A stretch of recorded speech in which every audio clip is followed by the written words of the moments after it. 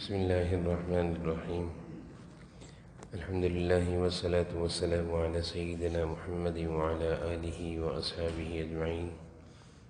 أما بعد فأعوذ بالله من الشيطان الرجيم. بسم الله الرحمن الرحيم. ألف لام را كتاب أنزلناه إليك لتخرج الناس من الظلمات إلى النور.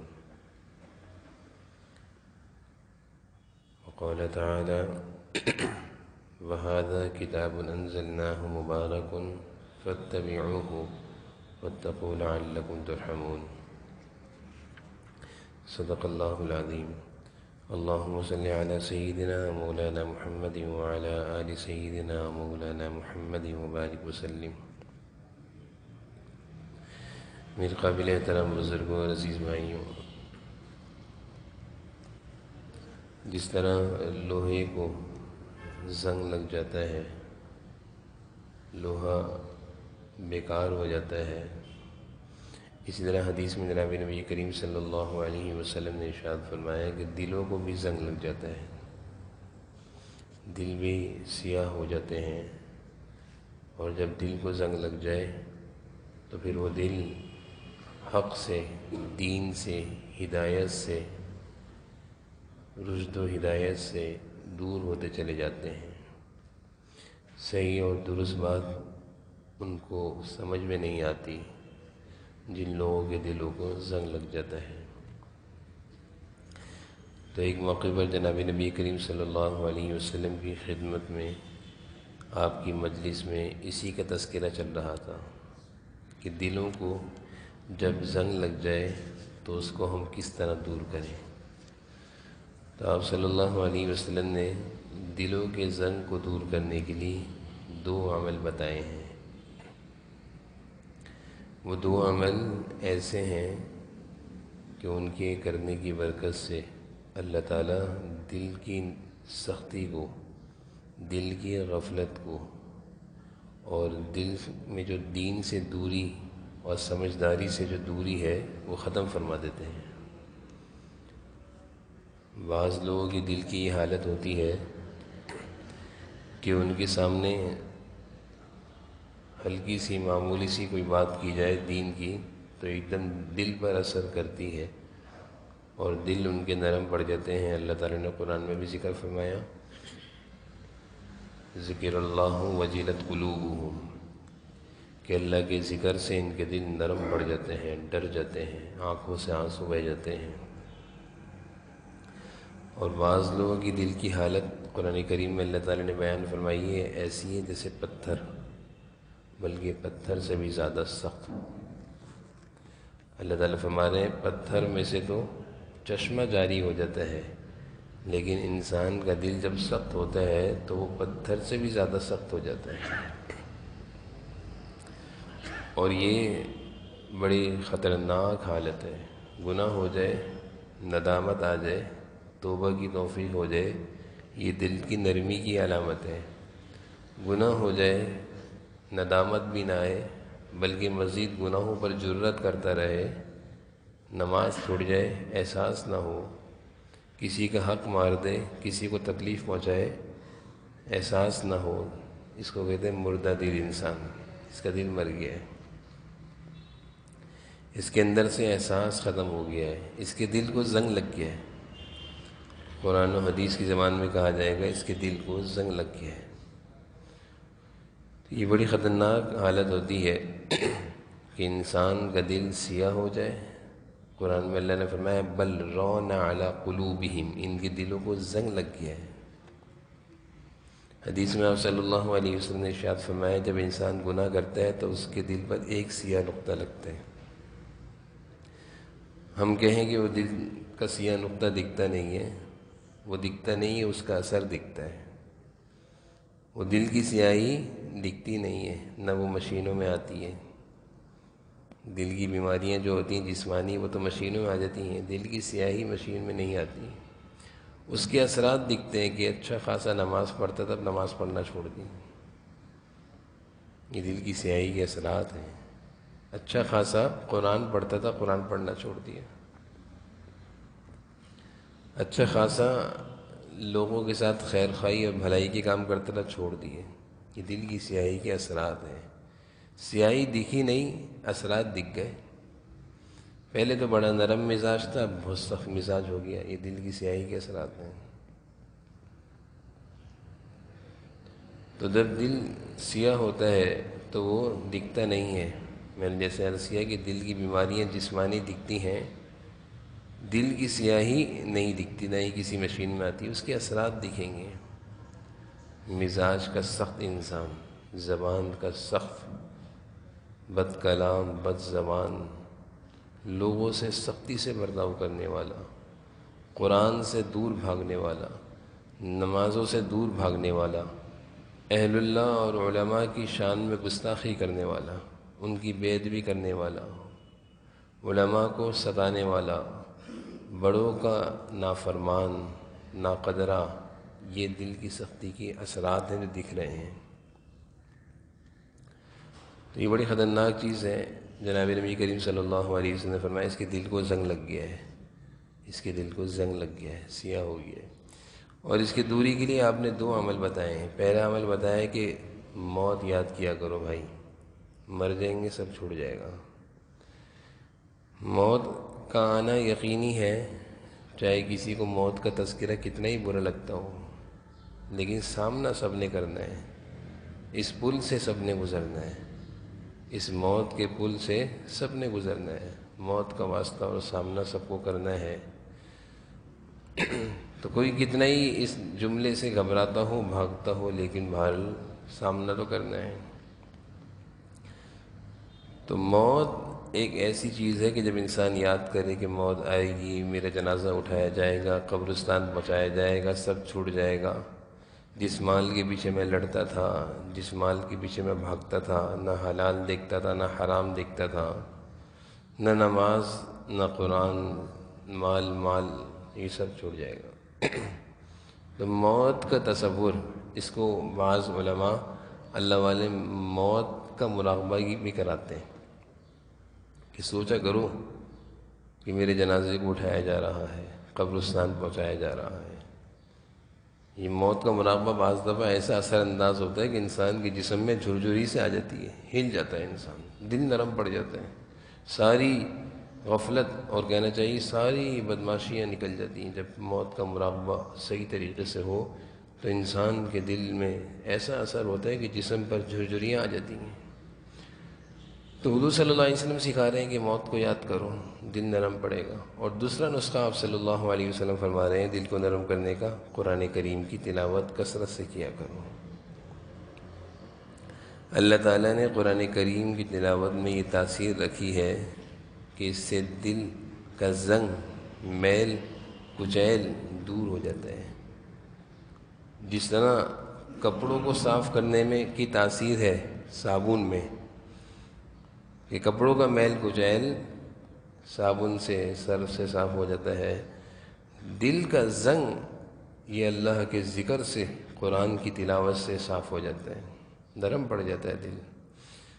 دل جس طرح زمین بنجر ہو، بیج ڈالا جائے، پانی برسایا جائے، وہ زمین نرم پڑ جاتی ہے۔ دل کی زمین جو سخت ہو جائے، زنگ لگ جائے، اس کو نرم کرنے کے لیے 2 نسخے، موت دل کو آباد کرنے کے کام آتی ہے، موت کی یاد، قرآن کی تلاوت یہ دل کو آباد کرنے کے لیے ہے، کثرت سے قرآن کی تلاوت کرنی چاہیے، اس کا اہتمام بھی کرنا چاہیے۔ آج سے تقریباً کئی سو سال پہلے استنبول، جو کہ ترکیوں میں ترک کا علاقہ ہے، کئی سو سال پہلے یہاں کے ایک بادشاہ تھے جن کا نام سلطان سلیم تھا۔ سن 10 ہجری میں مصر سے وہ حضور اکرم صلی اللہ علیہ وسلم کی تبرکات لے کر استنبول میں آئے تھے، جس میں آپ صلی اللہ علیہ وسلم اور صحابہ کی تلواریں جو دوران جہاد استعمال ہوئی تھیں، آپ صلی اللہ علیہ وسلم کے مبارک ہاتھوں میں وہ تلواریں استعمال ہوئیں، صحابہ کے ہاتھوں میں استعمال ہوئیں، آپ صلی اللہ علیہ وسلم کا چوغا مبارک جو آپ جمعے کے دن پہنا کرتے تھے، آپ صلی اللہ علیہ وسلم کے موئے مبارک بھی ہیں، بہت سارے تبرکات، اور یہ بھی کتابوں میں لکھا ہے کہ سب سے مستند تبرکات وہ استنبول میں ہیں، اور یہ لانے والے مصر سے سن 10 ہجری میں سلطان سلیم تھے، وہ لے کر آئے تھے۔ نیک دل بادشاہ تھا، چیزوں کی قدر کرنا جانتا تھا۔ استنبول میں ایک بہترین قسم کا محل بنایا، اعلیٰ قسم کا محل، اور اس محل میں جناب نبی کریم صلی اللہ علیہ وسلم اور صحابہ کے ان تبرکات کو رکھا۔ اور یہ کتنا ہی بڑا بادشاہ تھا، اس کا یہ معمول تھا کہ روزانہ خود سے آ کر اپنے ہاتھ سے جھاڑو لگایا کرتا تھا اس محل کی، جس محل میں جناب نبی کریم صلی اللہ علیہ وسلم کی تبرکات تھے۔ خود آتا تھا، جھاڑو لگایا کرتا تھا۔ اس وقت کے بادشاہ ہوں یا وزراء ہوں، کیسے ہی بڑے سے بڑے عہدے پر بیٹھے ہوئے ہوں، ان چیزوں کا ادب احترام تھا ان کے دلوں میں۔ اپنی بادشاہت کو چھوڑ کر اس محل میں آ کر روزانہ حضور اکرم صلی اللہ علیہ وسلم کے تبرکات جہاں رکھے تھے، اپنے ہاتھ سے جھاڑو لگوایا کرتے۔ نہ اس کے پاس خادمین کی کمی تھی، نہ ملازمین کی کمی تھی، نہ نوکر چاکر کی، لیکن کہتا تھا یہ عظیم کام ہے، میں خود کروں گا۔ جب تک زندہ رہا خود روزانہ اس حال کی جھاڑو لگاتا رہا۔ یہ سعادت کی بات ہے۔ میں سچ عرض کروں، مسجد کی جھاڑو لگانا بھی کوئی کم سعادت کی بات نہیں ہے، بڑی بات ہے۔ ایک بڑھیا مسجد کی خدمت کرتی تھی، کسی وقت میں آ کر چپکے سے، جس وقت میں نمازوں کا ٹائم نہیں ہوتا تھا، مسجد کی صفائی کر کے جاتی تھی حضور صلی اللہ علیہ وسلم کے زمانے میں۔ ہم اس کو بہت مایوس سمجھتے ہیں، لیکن میں یہ عرض کرتا ہوں کہ جن لوگوں نے اخلاص کے ساتھ مسجد کی خدمت کری، اللہ نے ان کو بڑا نوازا۔ اب ضروری نہیں کہ سبھی جھاڑو لگائیں، خدمت کے اور بھی طریقے ہیں۔ تو وہ بوڑھی حضور صلی اللہ علیہ وسلم کے دور میں بڑھیا آتی تھی کسی وقت میں جب لوگ نہیں ہوتے تھے، اور مسجد نبوی کی صفائی کر کے جاتی تھی۔ اس کا انتقال ہو گیا، حضور صلی اللہ علیہ وسلم کو معلوم نہیں چلا، بتایا نہیں۔ چند دن تک جب وہ نظر نہیں آئی تو آپ صلی اللہ علیہ وسلم نے پوچھا بھائی وہ بوڑھی کدھر ہے؟ تو بتایا کہ اس کا تو انتقال ہو گیا۔ آپ نے ناراضگی کا اظہار فرمایا کہ مجھے کیوں نہیں بتایا؟ مجھے بتانا چاہیے تھا، میں اس کی تدفین میں شامل ہوتا، اس پر جنازے کی نماز میں خود پڑھتا۔ کیوں؟ وہ ایک عظیم عمل کرتی تھی، عظیم کام کرتی تھی، مسجد کی آ کر صفائی کرتی تھی۔ آپ صلی اللہ علیہ وسلم اس کی قبر پر گئے، جا کر وہاں نماز جنازہ پڑھی، جا کر اس کی قبر پر جا کے نماز جنازہ پڑھی۔ کیا عمل تھا اس بڑھیا کا کہ مسجد نبوی میں آ کر جھاڑو لگایا کرتی تھی۔ مسجد کی صفائی کوئی معمولی کام تو نہیں ہے۔ تو سلطان سلیم بھی اس محل کی جھاڑو خود لگاتے تھے جبکہ بادشاہ تھے۔ جو میں بات سنانا چاہ رہا ہوں وہ آگے آ رہی ہے کہ ان کا معمول تھا، قرآن کریم سے بہت تعلق تھا۔ اس حال میں، اس محل میں انہوں نے ایسا کچھ انتظام کر دیا تھا، کیونکہ حضور صلی اللہ علیہ وسلم کے تبرکات رکھے ہوئے تھے، تو وہاں پہ انہوں نے حافظ قرآن، حفاظ بہت سارے جو تھے اس علاقے کے، ان کو جمع کیا تھا۔ ان کی ذمہ داریاں اور ڈیوٹیاں لگائی تھیں کہ 4 گھنٹے تم پڑھو گے، پھر تم چلے آؤ گے، پھر 4 گھنٹے تم پڑھو گے۔ اس طرح حفاظ کی ذمہ داریاں لگائی تھیں۔ 24 گھنٹے اس حال میں 400 سال تک تلاوت قرآن اس طرح ہوئی کہ 1 منٹ کے لیے بھی نہیں رکی، اور اب بھی جاری ہے۔ بیچ میں رک گئی تھی جب حکومتوں کی رد و بدل ہوا، اب سنا ہے کہ دوبارہ وہ سلسلہ شروع کر دیا ہے۔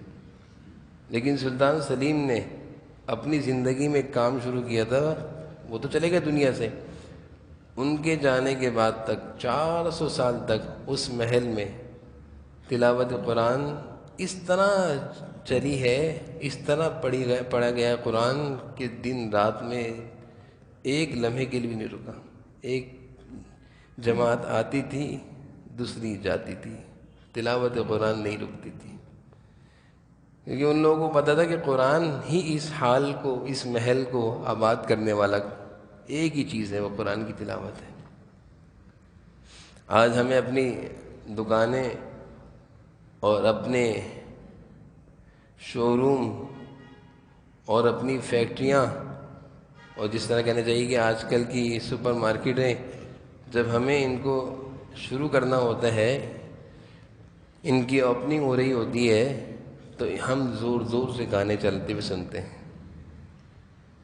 بلکہ بعض دفعہ بےہودہ قسم کے لڑکے لڑکیوں کو لا کر وہاں نچوایا جاتا ہے۔ کیا ہو رہا ہے؟ اوپننگ ہو رہی ہے۔ جس کے آغاز میں خدا کی نافرمانیاں ہوں گی، وہاں سے کیا اچھی امید ہوگی؟ پھر کہتے ہیں کام نہیں چلتا، کاروبار نہیں چلتا، پھر کہتے ہیں کام نہیں چلتا، کاروبار نہیں چلتا۔ جس شو روم میں، جس دکان، فیکٹری، مارٹ کا آغاز نہ گانے اور نچوانے سے ہوگا، وہاں کیا ہوگا؟ وہاں سے برکت کی روزی ملے گی۔ تو ہم نے تو یہ سمجھ لی، ہماری یعنی کہنا چاہیے اللہ تعالیٰ ہمیں ہدایت دے، ہماری ذہنیت الٹی ہو گئی ہے، ہم الٹے ہو گئے۔ وہ اس وقت کے بادشاہ تھے، انہوں نے کہا اس محل کی آبادی قرآن کی تلاوت ہے، بس یہ کام ہوئے گا، یہ نہیں رکے گا۔ اللہ کرے ہمیں یہ سمجھ میں آ جائے، ہم بھی اپنے گھروں میں کچھ ایسا معمول بنائیں کہ قرآن کی تلاوت 24 گھنٹے نہ ہو، کم از کم 1 گھنٹہ تو ہو۔ میں یہ نہیں کہتا کہ اپنے گھر میں ہم ایسا کچھ کریں کہ 24 گھنٹے تلاوت ہو، یہ تو مشکل ہے، لیکن ایسا تو ہو سکتا ہے نا کہ 1 گھنٹے کریں۔ غالباً حضرت ابو ہریرہ رضی اللہ عنہ کے بارے میں آتا ہے، یا ایک اور کسی صحابی کے بارے میں میں نے پڑھا، انہوں نے اپنی بیوی اور اپنے بچوں کے ساتھ اپنی رات کے حصے کو 3 حصوں میں تقسیم کیا ہوا تھا۔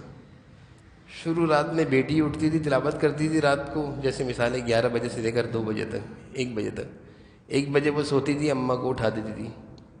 یہ صحابیات کا عمل ہے، صحابہ کا گھر ہے۔ 1 بجے سے اماں شروع کرتی تھی تلاوت، 3 بجے تک کرتی رہتی تھی تلاوت اور تہجد۔ 3 بجے اماں سوتی تھی، ابا کو اٹھا دیتی تھی، اٹھو۔ 3 بجے سے ابا شروع ہوتے تھے، فجر کی اذانوں تک گھر آباد رہتا تھا قرآن کی تلاوت سے اور تہجد سے۔ جب گھروں میں قرآن کی تلاوت اس طرح ہوگی، پھر اس گھروں میں چھوٹی موٹی بیماریاں آتی ہیں، لیکن اتنی گندی گندی بیماریاں نہیں آتی جن کا علاج نہیں ہوتا۔ پھر ایسے گندے حالات نہیں آتے، پھر ایسی بے چینیاں اور مایوسیاں اور جھگڑے نہیں ہوتے جو آج کل ہر گھر سے جھگڑوں کی آوازیں آ رہی ہوتی ہیں، طلاقوں کی آوازیں آ رہی ہوتی ہیں۔ یہ کیوں ہے؟ ہمارے گھر قرآن کی تلاوت سے خالی ہیں۔ ہمارے گھروں میں یعنی ہم اگر کہیں سے گزریں تو خبر نامے کی آوازیں تو آئیں گی، ٹاک شو کی آوازیں آ رہی ہوں گی، اور خوب چل رہی ہوگی، نیوز چل رہی ہے زور زور سے، یا میچ کی آواز آ رہی ہوگی، یہ میچ کی آوازیں آ رہی ہوں گی، یہ نیوز کی آوازیں آ رہی ہوں گی، یہ جیسے آج کل 4 لوگ بیٹھ کے بحث کرتے ہیں ٹاک شو میں، وہ آوازیں آ رہی ہوں گی۔ لیکن آج مسلمانوں کے گھروں سے قرآن کی تلاوت نہیں آتی۔ صحابہ کے دور کی ایک تصویر اور ملتی ہے احادیث کی کتابوں میں، کہ صحابہ سارے کے سارے فجر کی نماز پڑھنے مسجد آتے تھے۔ صحابہ کہتے ہیں جب ہم اپنے گھروں سے مسجد کو آ رہے ہوتے تھے تو مدینہ کے گھروں سے آوازیں آ رہی ہوتی تھی قرآن کی تلاوت کی، آہستہ، جیسے مکھی کے چھتے سے آوازیں آ رہی ہیں، گوں گوں گوں۔ کس چیز کی آواز تھی؟ کہ مرد سارے کے سارے مسجد نبوی میں آتے تھے فجر میں، عورتیں ساری کی ساری اپنے گھروں کو تلاوت سے آباد کر رہی ہوتی تھی، فجر کی نماز، تلاوت۔ تو زور سے تو عورتیں پڑھ نہیں سکتی، کیونکہ عورتوں کی آواز میں حکم ہے کہ پست رکھو، آواز کو زیادہ نہیں بڑھاؤ، تاکہ زیادہ غیر لوگ نہ سنیں عورتوں کی آواز کو، حکم ہے۔ تو پھر کیا کرتی تھی صحابیات؟ اپنے گھروں میں آہستہ آواز سے تلاوت کرتی، تو اس آہستہ آواز کی آواز کیا بنتی تھی؟ مکھیوں کے چھتے کی، گوں گوں۔ وہ آوازیں گھروں سے باہر آتی تھی، صحابہ کہتے تھے ہم وہ آوازیں اپنے گھروں سے سنتے تھے۔ آج کہاں ہیں آوازیں؟ آج کہاں ہیں آوازیں؟ آج تو دیگر آوازیں تو آئیں گی جو میں نے عرض کیا، لیکن آج ہمارے گھروں سے قرآن کی تلاوت نکل گئی، ساری بیماریاں پریشانیوں نے ہمارے گھروں کو، جھگڑوں نے مرکز بنا لیا، اڈا بن گیا ہمارا گھر، پریشانیوں کا، مصیبتوں کا، جھگڑوں کا، اختلافات کا ہمارا گھر، ہم لوگوں کے گھر مرکز بنے ہوئے ہیں، کیونکہ قرآن کریم کی تلاوت، نماز، ذکر یہ گھروں سے نکل چکے ہیں۔ زندگیوں میں بہت کچھ ہے لیکن قرآن کی تلاوت نہیں ہے، اس لیے ہم لوگ پریشان ہیں۔ تو دلوں کے زنگ کو دور کرنے کے لیے جناب نبی کریم صلی اللہ علیہ وسلم نے 2 عمل بتائے ہیں۔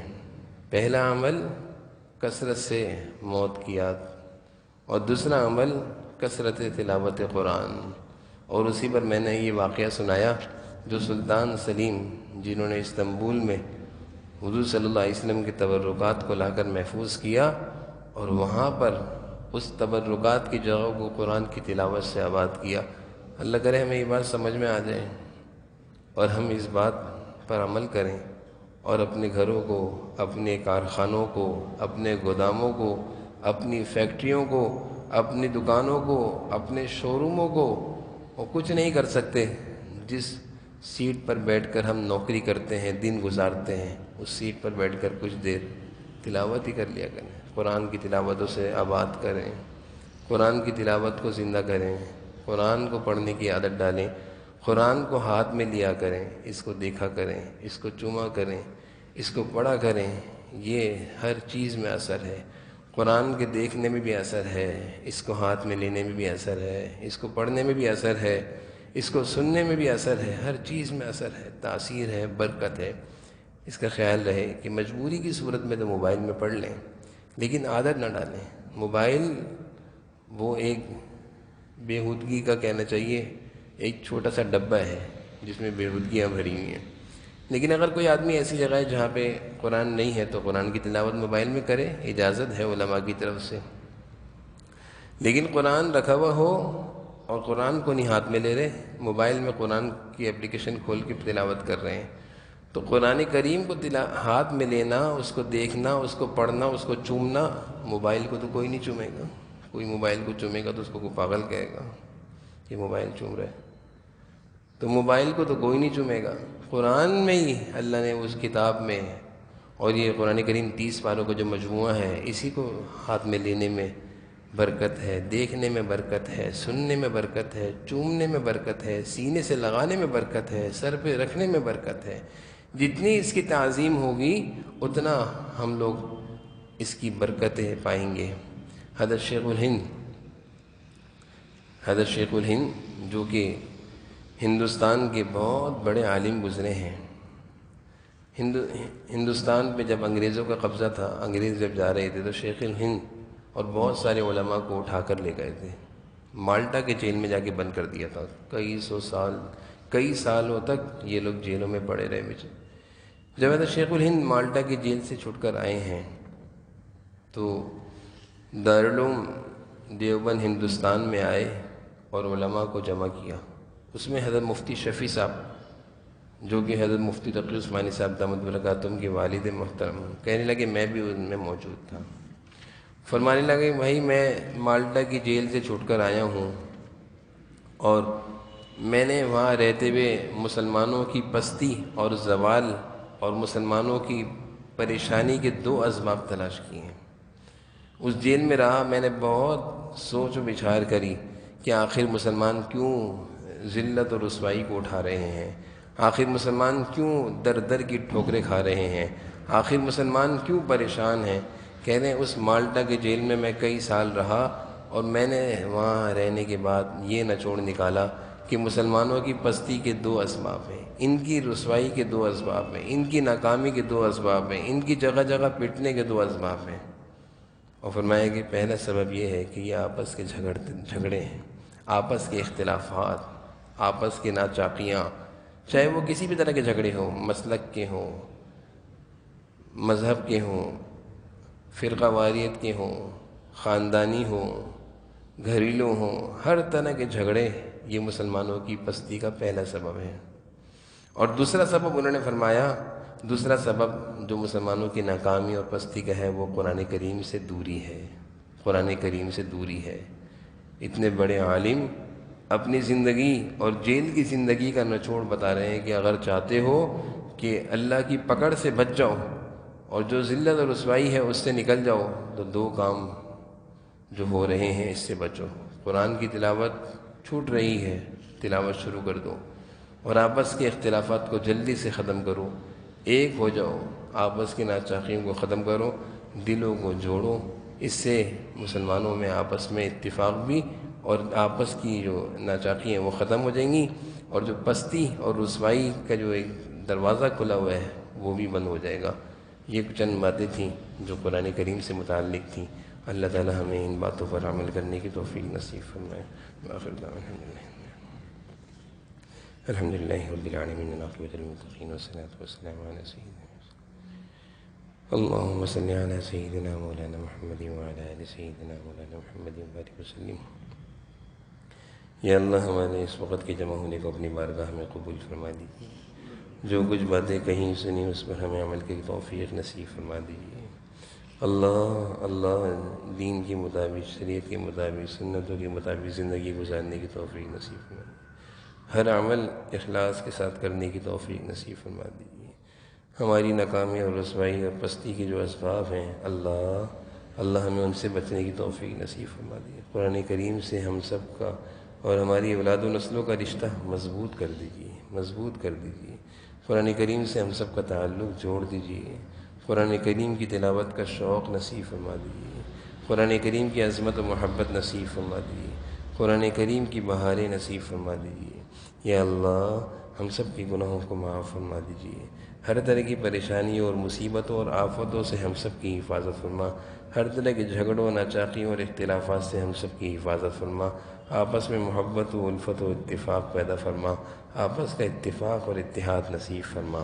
ربنا آتنا فی الدنیا حسنۃ وفی الآخرۃ حسنۃ وقنا عذاب النار۔ صلی اللہ تعالی علی النبی الکریم وعلی آلہ وصحبہ اجمعین۔